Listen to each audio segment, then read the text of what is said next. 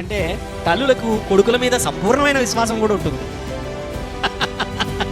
యేసును పక్కన పెడితే తల్లులకి కుమారుల మీద సంపూర్ణమైన విశ్వాసం. వాడు ఒకవేళ మీకు టోకరా వేసినా కూడా వాని మీదనే విశ్వాసం. వాడు మీతో అబద్ధం చెప్పినా కూడా వాని మీదనే విశ్వాసం. That is love. వాడు ఒకవేళ తప్పుడు మార్గంలో పోయి నీకు అబద్ధం చెప్పినా కూడా వాని మీదనే విశ్వాసం. వాడు ఒకవేళ నీ మీద అలిగినా, నీ మీద తిట్టినా, నిన్ను అరిచినా ఏంటి, వాని మీదనే నీకు విశ్వాసం. పక్కన వాళ్ళు ఎవరైనా వచ్చి వాని మీద మీ కొడుకు ఇట్లాగా చేస్తున్నాడని చెప్పినా ఎవరి మీద విశ్వాసము?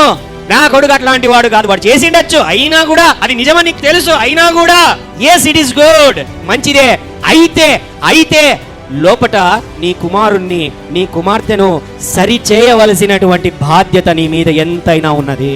సరి చెయ్యలేదు అని అంటే వారి యొక్క జీవితంలో ఎదుగుతూ ఉంటుండగా అనేకమైన అవమానముల గుండా, సమాజంలో అవమానము, కుటుంబంలో అవమానము, పనికి రాని వారుగా వారు తయారు చేయబడతారు.